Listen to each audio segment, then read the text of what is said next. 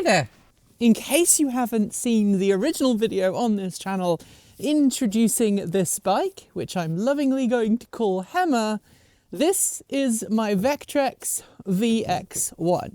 If you don't know, Vectrix was a maxi scooter company that around the turn of the century was churning out electric maxi scooters.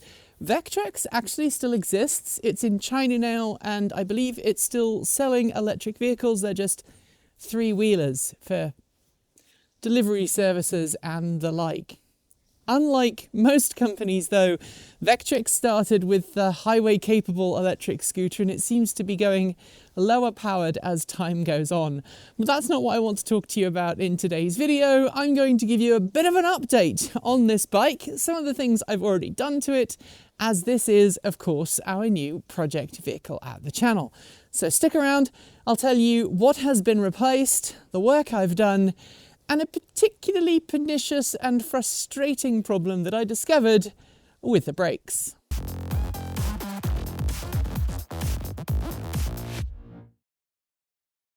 Just a bit of a recap. I purchased this VX-1 from a guy in Seattle for $800 about a month ago. He had purchased it sometime earlier from, I think, the original owner, but I'm not entirely sure. And he'd actually just ridden it around his local neighborhood without any plates or registration. Yeah, obviously the guy has more guts than I do. Although I should also acknowledge, yes, I rode on at the beginning of the video without a crash helmet or full motorcycle gear. I literally was just riding into shot to show that it's still working, because I've been working on it. And sometimes when I work on things, they don't always work again. Anyway, always wear a motorcycle helmet, always wear full gear when you're out on the road. Be safe, try not to be a statistic. So, one of the things I told you about when I introduced this bike to you was the fact that the tyres are made in 2007. This is a 2007 bike, it's 15 years old, powered by nickel metal hydride batteries, and really, general wisdom says that you shouldn't be riding or driving on tyres that are more than about 6 or 7 years old. So those tyres had to go. Luckily, I was able to take care of that really easily. I went online and found a pair of City Slick 2 tyres from Michelin, ordered them online, they arrived the next day, and I found a local shop willing to help me mount them to the wheels. Shout out to the Portland Vespa store. It used to be the Portland Vespa store and Ural specialist, but apparently the new owner doesn't want to do Urals anymore. Which makes me just a little bit sad, because Urals, like the VX-1, have reverse. Bet you didn't know that. In order to get the old tyres off and the new tyres on, I, of course, had to jack this bike up. And I found a great motorcycle stand online that was about $70 and is operated by a standard wrench or ratchet, whatever you prefer. In order to get the bike onto it, it was really simple. The first thing I had to do was remove this panel on this side and its sister panel on the other. You literally have one screw to undo, and then you kind of unhook it from the rest of the bike. And then basically balance the bike at this point on the stand and start turning the wrench. I was able to get the bike off the ground and balanced. The stand I purchased was rated above the 500 pounds that this bike weighs, and so I was able to safely work on the rear wheel and also to take the front wheel off. Taking the front wheel off is really easy. You just have to remove the front pinch bolt and then remove the axle. On the rear though, it gets a little bit more complicated. First thing is you have to take this little plastic cover off with an Allen wrench. There's a hidden key just here. Then you have to undo the 27mm nut that holds the rear wheel onto this rear swing arm. Once you've taken that off, then you take off the suspension on this side. You take off the little cable mounting for the brake line, and you remove the brake calipers. Then you take off these 4 bolts, and the whole of this swing arm assembly just comes away. Once you've done that, you can remove the rear wheel by unbolting these around the outside of the wheel. Just like the original Vespa, these bikes don't have a rear wheel that has a hub that stays with the wheel when you take the wheel off. The hub stays on the bike, and contained in that hub is the gearbox, which I'll come to in a second. And on the other side of the swing arm, on the left-hand side of the bike, is where the motor sits, the 20 kilowatt motor. That direct drives into a planetary gear system in that gearbox, and it drives the sun gear. You've then got the three planetary gears that run around the outside, and then you have the carrier gear that actually provides that final motive power to move the wheel. Those gears are straight cut, not helical, which is one of the reasons why this bike has such a unique whine as it's going along.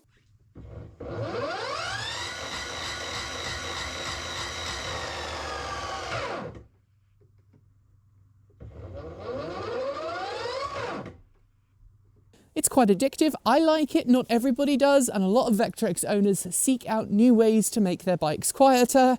I just want my bike to run well. So while my tyre was away being fitted, I took the gearbox apart to replace the oil. This bike is 15 years old, and to my knowledge, it hasn't had its gearbox oil replaced in a while. When the bike was new, it was never designed to have a gearbox that you could easily take apart and replace the oil on. There was no easy way to drain the oil other than just to remove the gearbox from its housing, allow the oil to drain down, and then somehow to fit new oil without it spilling everywhere. But luckily, Vectrix and Vectrix owners have come up with an alternative. These days, what you can do is actually drill a hole, a 7mm hole in one of the access points here. It's one of the mounting holes for the rear brake rotor or disc. You drill through that, and then you can use a syringe to inject fresh oil into the gearbox without having huge problems. Now, to get all of that rear bit taken care of, I had to buy a new torque wrench, and here comes a tale of ennui. I've owned torque wrenches for years. My automotive torque wrench I've owned for at least 23 years. I had it when I had my Morris Minor. It was a torque wrench that I've used on pretty much every car I've owned that I've had to work on. But automotive torque wrenches don't normally go as low as the torque settings required for bicycles or motorbikes. So I picked up this. This is a torque wrench that I picked from a well-known online retail specialist, and I may or may not have had overnight delivery. I think that tells you everything you need to know. And it arrived the next day. It cost me about $90, and it had good reviews. So I thought, why not? And here's where things go wrong, because, well, I got this out of the box, I set it up, I set it to the required torque, and then I set about retorquing all the bolts that hold the gearbox cover to the bike. What I didn't do was check that this was operating properly. For some reason, it left the factory and it wasn't properly working, meaning that when I was torquing things up, instead of the normal firm noise that you get and the click to signify that you've reached the correct torque, this did none of that and kept on going. And then, well, this happened. Yep, I managed to over-torque one of the bolts to the point that it started to come apart. Now, I realised that there was a problem just in time and was able to back out the bolt before it got stuck in the gearbox housing, which would have been really bad. I managed to undo the rest of the bolts, and I noticed that every single one had been lengthened ever so slightly and narrowed in the middle at a pinch point where it was about to break off. So I had to jump in the car, go to a local hardware store, thanks Park Rose Hardware, and then I was able to buy replacement bolts for the gearbox, put them back in, and then, thanks to that drilled hole in the gearbox housing, I was able to fill up my gearbox with some fresh oil. The original gearbox oil recommended for use on this bike is a Castrol brand oil that is no longer in production, or at least you can't buy in small quantities, so I got this instead. This is Redline Super Lightweight Shockproof Oil. It's a gear oil, It smells, well, it reminds me of the old oil I used to have to put in my Morris Minor, and as one online Vectrix fan noted, it's the colour of baby poo. 80 millilitres of oil later, my gearbox is all full, and I was able to reassemble the rear. I used Loctite blue to assemble the gearbox cover to the gearbox. That was what was recommended in the factory manual for this bike, and then red Loctite to secure the disc to the rest of the bike. The disc, the rotor, whatever you want to call it. With everything reassembled, it was time for me to put the wheels on. Luckily, with that new stand I've got, I was able to lower the bike down to a point where it was really easy to torque everything up. The rear wheel went on just fine and torqued to manufacturer specifications. And then it was just a case of reassembling the rear swing arm, the suspension, and putting on that huge nut to keep the rear wheel in place. Which is where I come to the other product I used, not sponsored, just an FYI. Because the rear wheel is going to be in a high temperature environment and there's going to be lots of friction going on, you want to make sure it doesn't seize. And for that, I used an assembly paste from Honda. Originally, it was recommended in the factory manual to use a Castrol assembly paste, and that assembly paste is still available today. It's used by Porsche on all of its high-end cars, but it is incredibly expensive, like hundreds of dollars for something this size. I picked this up online, again, from an online reseller, and it does the job just as good as the officially recommended paste. With everything reassembled, I was able to take my bike off the stand, and even though I've only ridden it up and down my driveway, I can already tell you those new tyres feel so much better.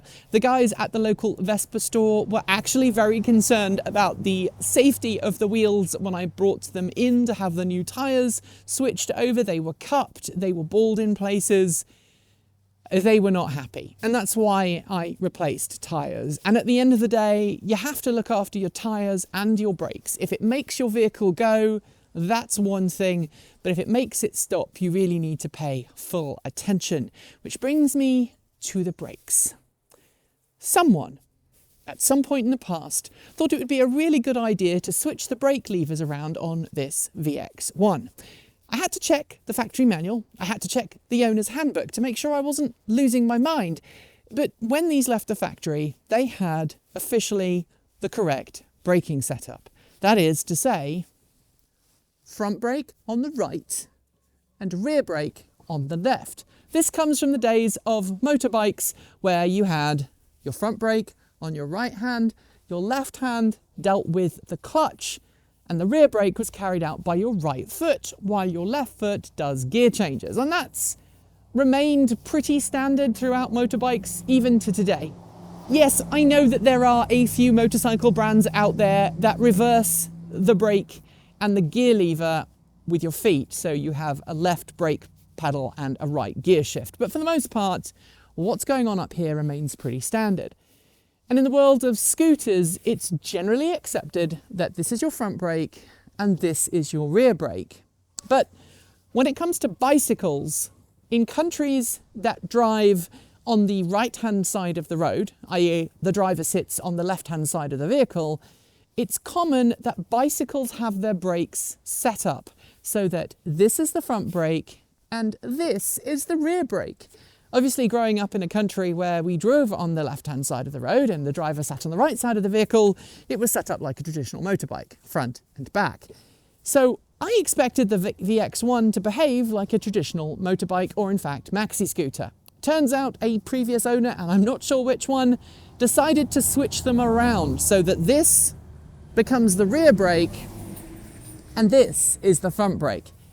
In my humble opinion, that is the most dangerous thing to do to any vehicle, because anybody who buys a motorbike or a scooter is going to expect them to be the same as it says in the manual and the same as it is on every other motorbike or high-speed vehicle on the road today. So when I bleed the brakes, which I need to do before I can ride this on the road, I'm going to switch around the brake cables so that the right-hand lever operates the front brake and the left-hand lever operates the rear brake. Both brakes are kind of spongy right now, which is to be expected because I took both wheels out. I also cleaned all of the pistons on the braking system, so this is too dangerous to ride on the road right now. There's going to be a lot of air in the system.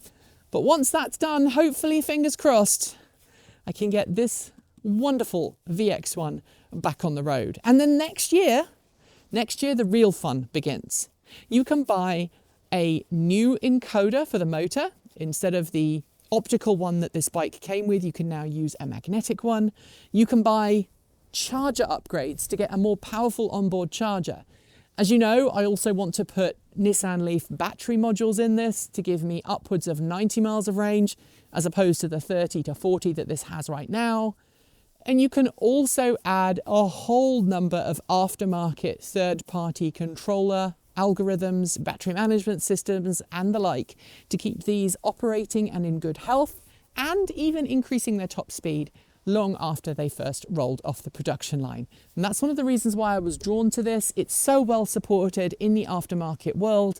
It has a CAN bus, so you can connect a computer to it to configure things. And it's loved and supported by so many people who still ride them on a daily basis. There are Vectrix VX1s in Europe right now that can have ranges in excess of 400 kilometers per charge, which I find truly mind-blowing, especially considering how small the range of this is right now. I don't think I'll be able to get that far with my Nissan Leaf cells, but who knows. The other thing is I'm going to be going online and ordering a top box bracket for this bike. The original one from Vectrix was terrible. It was notorious and broke, but again, a third-party person has developed a new metal-based rack system that you can order online to this day, that you can put on the back of your VX1 and then put a traditional European-style top box. And of course, I will be doing that as well. Thanks for joining me today, and if you've got thoughts, make sure you leave them below in our Discord chat room, or you can reach out to us on Mastodon. Thanks to the amazing list of people scrolling by on your screen right now. They are some of the more than 1,500 people who help fund this channel through Patreon and YouTube, covering our bills, paying our team, and making sure that we can be 100% independent. If you'd like to join them and see your name listed here, just follow the links below.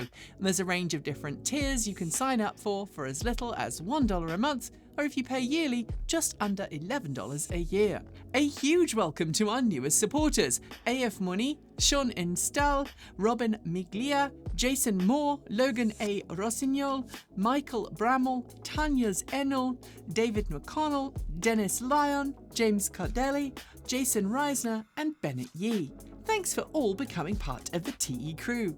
If you'd like to support us with a one-off donation, you'll find links below to make Ko-fi and Bitcoin donations, and we even have an old-fashioned PO box you can reach us at, address also below. And if you're in need of some swag, you can find our swag store in the down below as well. We've got some great content coming up, so make sure you've subscribed on PeerTube or YouTube, and we'll see you soon. Don't forget we make new videos every Monday, Wednesday, Friday, Saturday, and Sunday. And if you want more, the mighty algorithm thinks you'll enjoy this video. But we also think that this one is well worth a look. See you soon, and as always, keep evolving.